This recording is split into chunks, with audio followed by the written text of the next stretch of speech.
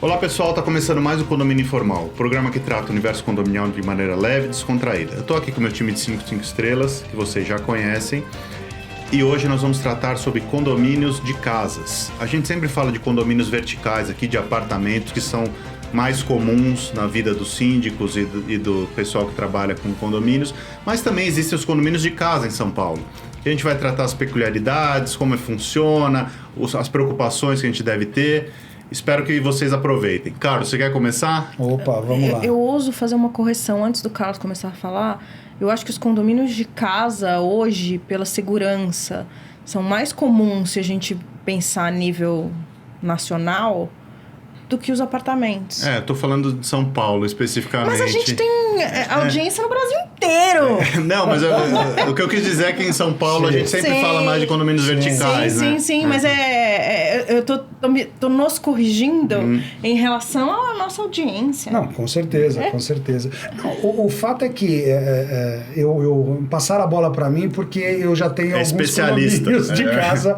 Aliás, os meus 2 primeiros condomínios que continuam com a gente até hoje são condomínios de casas. Então, realmente, as peculiaridades, os cuidados, as características são bem diferentes, como qualquer um pode imaginar. A começar, por exemplo, você não precisa ter contrato de manutenção de elevadores. Né? É maravilhoso. Ninguém, como fala, inunda o elevador. Exatamente. Então, você já começa por ali. Mas, obviamente, assim, o que eu entendo ser uma das principais características do condomínio de casas? Primeiro, normalmente condomínios de casas, óbvio que também existem os condomínios de classe média baixa, mas normalmente são condomínios de classe média alta ou até de altíssimo padrão, tá? Então, por si só, já é uma população mais demandante, mais exigente. E quer que as coisas ali funcionem de forma redondinha, bonitinha, porque ninguém ali quer ter trabalho. Ninguém quer nem conversar com o síndico, só quer que as coisas funcionem. Exato. Mas é porque nos outros condomínios não existe isso? Claro que existe. Mas condomínios de casa, enquanto você tem condomínios verticais, né, ou edilícios, com 200, 300, 400, 600 unidades, né, num condomínio de casa você vai encontrar aí 10, 15, no 154. máximo 20. Condomínios de casas que eu tô falando os normais. Não tô falando, por exemplo, Alphaville, né, Tamboré, aqui a região da Grande São Paulo, que ali você tem 150, 200 casas. Eu tô falando os mais comuns, mas isso também existe.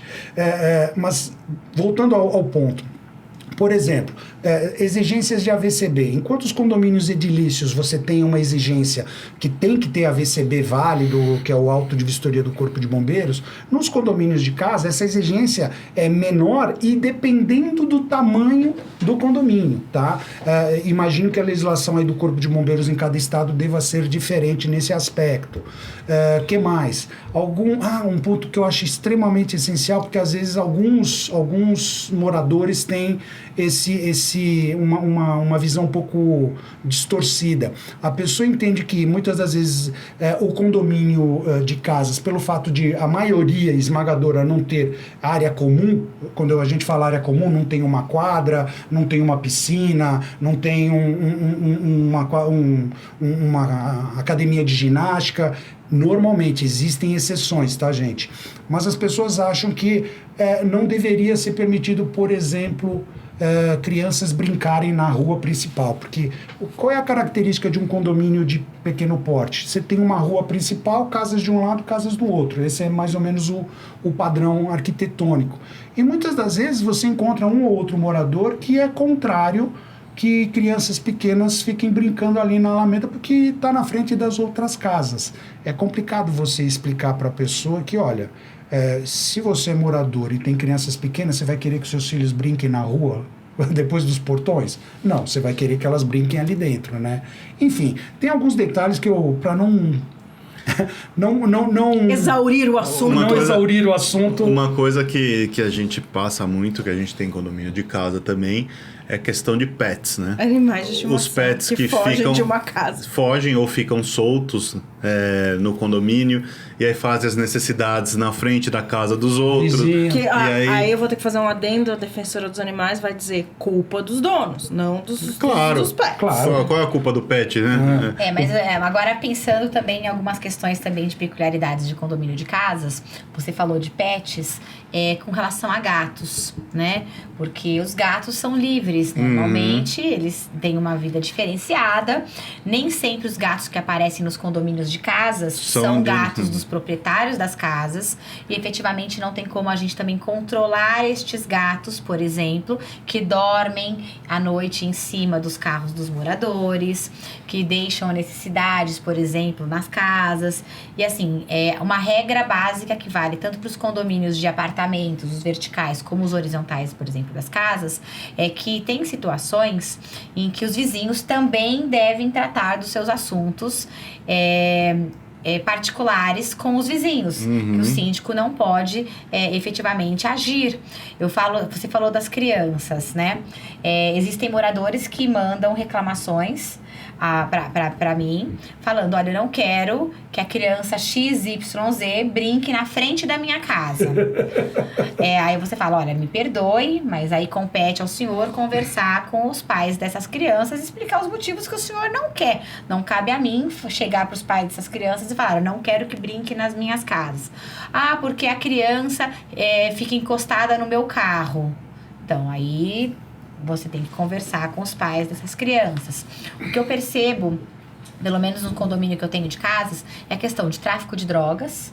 A questão de drogas ela é bastante acentuada, até porque o local é mais arborizado e as pessoas vivem de forma horizontal e enxergam de forma sistêmica tudo aquilo que está acontecendo no condomínio, quando essas ruas de casas, nesse caso, por exemplo, mais de 150 unidades, mais de 150 casas, existem lugares mais ermos, existem lugares mais arborizados e escondidos, existem lugares, por exemplo, que não tem a câmera totalmente monitorada para aquele espaço, e eu encontro muito a questão de usuários traficantes dentro do condomínio. E isso eu não falo de condomínios, pessoas pobrinhas, que é um negócio que resolveu fechar a rua. Não, é um condomínio constituído, com pessoas que pagam um condomínio que faça com que toda a máquina ali funcione, com uma classe de classe social, assim, vamos dizer, boa, estudantes normalmente, e que eles querem que a gente resolva os problemas sociais. Cabe aos síndicos também, não temos poder de polícia, também acionar o 90 e chamar a polícia. Aí a pessoa fala, mas a polícia não pode entrar dentro do condomínio de casas. A polícia, quando acionada, ela pode entrar tanto dentro de um condomínio vertical, como dentro de um condomínio horizontal. Então, mesma questão de tráfico de drogas, usuários de drogas em áreas de condomínio, sejam verticais ou horizontais, eles também acontecem. O que eu percebo é que no condomínio de casas, quando é um condomínio grande, né, não é no caso, por exemplo, como você colocou, 10 casas, 30 casas, acontece de uma forma mais escondida, porque tem muito mais... o espaço acaba sendo maior, até pela consideração das casas, os lugares ermos, eles acontecem. A gente falou de manutenções, né? As manutenções, a previsão orçamentária, ela acaba sendo realmente menor, porque várias peculiaridades são diferentes de um condomínio vertical. Você falou das bombas, né? Ele estava antes de começar a gravar, falou das bombas. Olha, normalmente tem piscina. Então, nós temos ali a questão da bomba de piscina. Tem condomínios que tem um problema grande com relação ao esgoto, então tem que ter um mecanismo de bomba para aquele esgoto ser... Bomba de recalque. Bomba de recalque, questão de esgoto, enfim. Só para deixar o pessoal entender, a linha de esgoto, a rede de esgoto, ela sempre passa no nível da rua, né? Então... existem condomínios que eles são feitos em terrenos em declive, desnivelados. Então começa alto e vai descendo. Então aquele esgoto da casa que fica lá embaixo do condomínio, ele precisa ser bombeado até o nível da rua para conseguir fazer essa ligação com o esgoto da rua. Então é esse ponto que a Vanessa está colocando. Tem casas, por exemplo, que tem garagem subterrânea e aí eles guardam entulho. E aí esse entulho, num condomínio horizontal, pode ter escorpião, outras pragas. Esses escorpiões, eles vão entrando nas outras casas. O que você não vê, por exemplo, em condomínios verticais, porque os apartamentos, né, uma casinha em cima da outra, no outro não, tá no mesmo nível da rua, todas as casas. Então, a proliferação, ela não depende só do condomínio, o controle, ele não depende só do condomínio, ele depende também dos moradores das casas, daquilo que eles guardam escondidinho dentro dos seus depósitos, das suas garagens. Então, tem situações... E tem situações que nem assim é possível controlar. Nós temos uma amiga que ela se mudou para um condomínio de casas no interior e um condomínio que é no meio do mato, né? No meio da... E aparece cobra, Sim. aparece escorpião, aparece tudo que aranha, tudo que você pode imaginar. Não dá pra fazer esse controle. Você tá no habitat do animal. Exato. Você que tá no lugar errado. Você que tá no lugar errado. É uma tentativa. É interessante a gente colocar também que os problemas para os síndicos, né, são um pouco diferentes. Porque as pessoas vão morar numa casa com a sensação de que não serão incomodadas pelos vizinhos mais, né? E isso não é verdade. Eu ia falar sobre isso. Isso não é verdade. A gente sabe de casos aí em condomínios grandes de alto padrão que alguns vizinhos se tornam insuportáveis. A mídia divulga muito isso no sentido de festa todo dia, festa de dia de semana, não tem hora para acabar. Então, a pessoa que faz o barulho entende que foi morar numa casa e pode fazer o que quiser. A pessoa vizinha também entende que se mudou para uma casa, então quer que os vizinhos sejam como ela quer. Eu acho que esse conflito também é muito diferente num condomínio de casas. Porque muitas vezes, quando alguém num condomínio vertical vem reclamar do barulho do vizinho de cima, você pensa, então vai morar numa casa. Não é? Casa de rua. Vocês riram porque todo mundo pensa nisso. Mas posso falar? Eu acho que o ponto que você levantou é essencial, Priscila. As pessoas... É verdade, as pessoas têm muitas, às vezes, essa mentalidade, mas elas não podem esquecer que continua sendo um condomínio que tem regramento. Sim. Tem regulamento interno, tem convenção e que tem que ser seguido. Esse exemplo que eu dei eu tive morador, juro, e aí entra aquela total falta de... Bom senso. Não acho, eu nem gosto de usar a palavra bom senso, é total falta de racionalidade, que o caso que eu tive em que o morador reclamava porque as crianças das casas vizinhas ficavam brincando na rua, não é que ficavam brincando na frente da casa dele, ficavam brincando na rua, andando de patinete, andando de bicicleta e tal. Era um morador antigo, cujos os filhos já estavam na fase adulta, 18, 19, 20 anos, mas que já morava ali desde que os filhos eram pequenos. Desde que os filhos dele brincavam na rua. Então, quer dizer, a pessoa... né, direito umbilical. O direito umbilical, o famoso direito umbilical. E quando aconteceu o episódio, eu falei assim, olha, me desculpa, eu não tenho como fazer qualquer tipo de veto a esse... Porque isso não está previsto, esse regramento na convenção. Então, eu ia falar regulamento. isso. Falei assim, ok, para mudar o regulamento precisa de aprovação em assembleia. Entendeu? Então, mas por que eu estou colocando isso? Esse ponto que você levantou é essencial. As pessoas, o fato de irem morar numa casa, num condomínio de casas, não muda em absolutamente nada que você tem regras para cumprir, que você tem regras para seguir e que normalmente, eu falo isso porque normalmente, pelo menos nos condomínios que eu tenho de casa, eu tenho 3 condomínios, nenhum de 150 unidades, são todos condomínios pequenos, o que, sinceramente, é outro patamar de relação com moradores. Normalmente, em cada um desses condomínios, eu tenho um morador que é mais... Porque não dá pra ser zero, né? Não dá pra ser zero. Que atende aquela minha teoria, né? Dos 10%. De 85% a 90% dos moradores de condomínios são pessoas totalmente, né, dentro do padrão normal e tem 10, 15% que é fora da curva. Eu entendo assim, não é porque você foi morar numa casa dentro de um condomínio que você vai poder fazer o que você quiser. Claro. Existem leis que precisam ser respeitadas, a convenção, o regulamento interno. Então, assim, não é só porque você tá num condomínio e aquelas ruas são ruas particulares, que são área comum, você pode dar um carro na mão do seu do seu filho de Filho 16 menor, anos, entendeu? Muito Então, bem lembrado. Velocidade. Lei. Né? Aqui dentro eu posso fazer tudo. Tá dizendo 10 km por hora, eu vou a 20, 30. ou se não, a casa é minha, eu limpo a piscina quando eu quiser. Não, cara, se você vai deixar a sua piscina cheia de... É questão de gente que guarda entulho dentro da casa. A gente que gosta de acumuladores, né? Eu enfrento muito com questão de acumuladores. Senhora de idade, por exemplo, que começam a guardar garrafas PETs, jornais, e coloca tudo isso acumulado na frente da casa e acha que pode. Porque existe também uma fachada dentro dos condomínios, desses condomínios assim, que todas as casas são iguais, existe uma fachada prevista na convenção que não pode ser um projeto paisagístico, Então, que deve ser respeitado. tem que ser... A sugestão é ali, quem montou um condomínio, na hora que for registrar, na convenção coloca... Às vezes você não precisa ter as casas iguais, mas você não pode, de repente, colocar um painel de propaganda na casa, à frente da ou casa. de propaganda. A casa é minha, eu faço o que eu quiser. Não, né? Você tem mesmo regras. questão de puxadinhos, né? Tem Sim. um condomínio que eu assumi e assim, os síndicos no passado perderam a mão, porque existe um padrão, a convenção trouxe esse padrão, existe um projeto paisagístico e obviamente eles começaram a fazer o quê?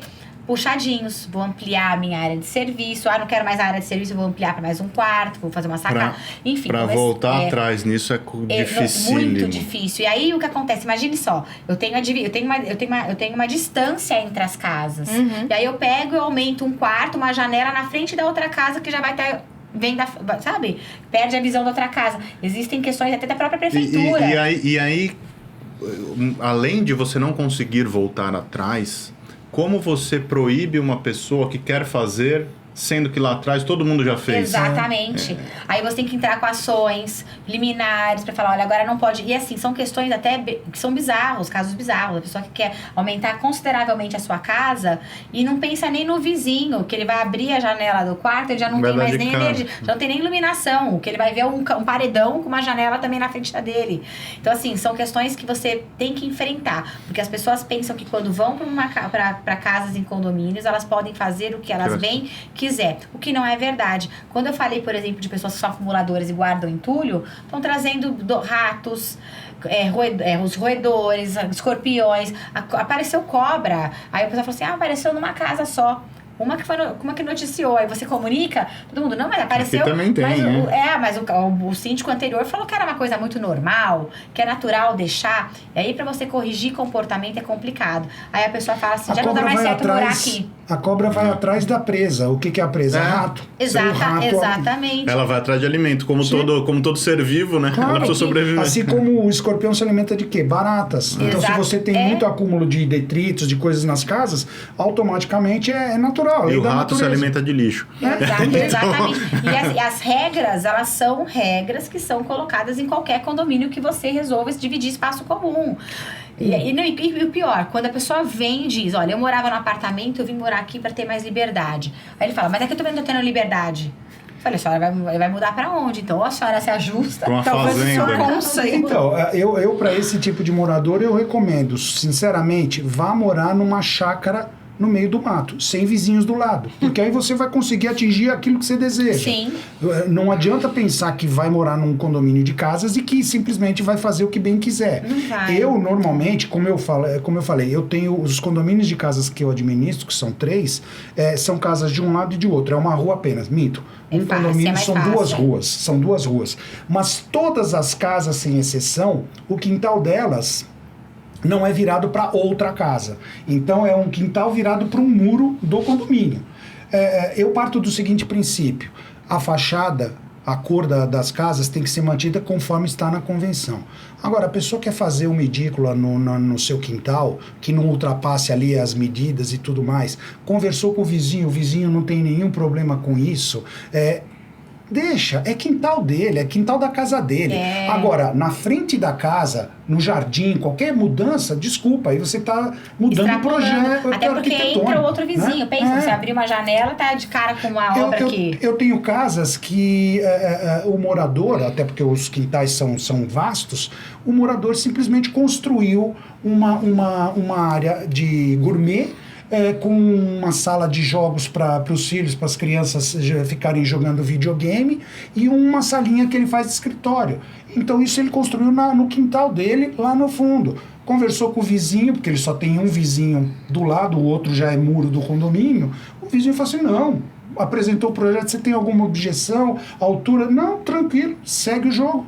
Pronto, resolveu, atendeu a necessidade do morador, o vizinho também não teve nenhum tipo de objeção e seja feliz. Agora, não dá para construir agora, um condomínios maiores, frente. quando você já tem, por exemplo, tem casas que são casas ainda geminadas. Aí é complicado. Então, a questão do barulho de laje se torna barulho de parede.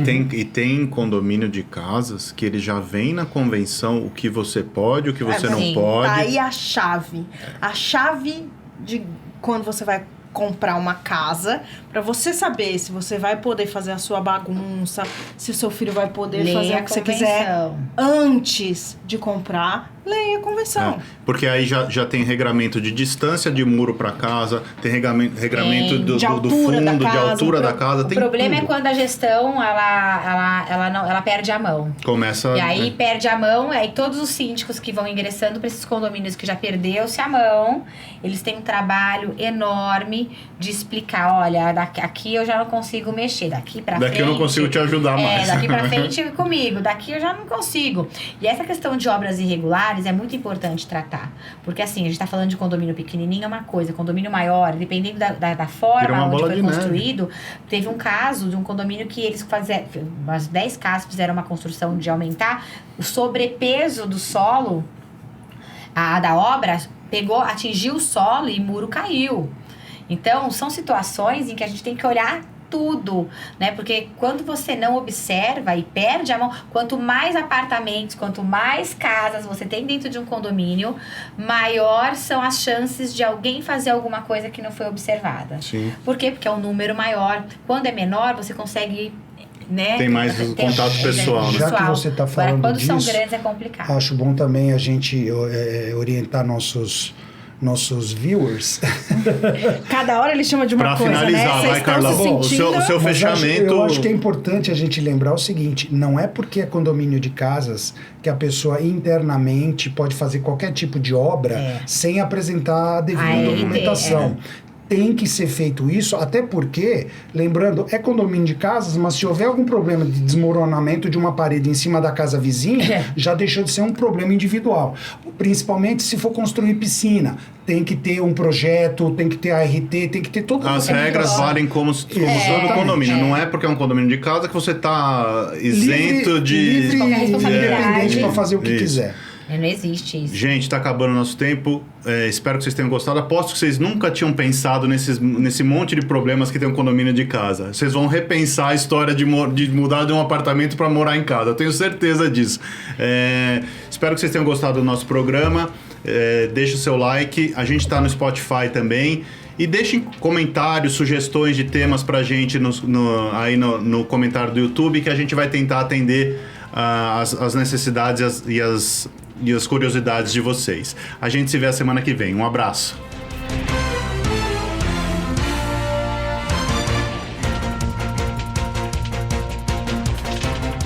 A Repinte busca oferecer o serviço mais importante de todos, que é cuidar do seu bem-estar. Temos muito orgulho em dizer que realizamos mais de 1.700 obras em edifícios de São Paulo e na Grande São Paulo. Não deixe sua família na mão de qualquer um. Conte com a Repinte.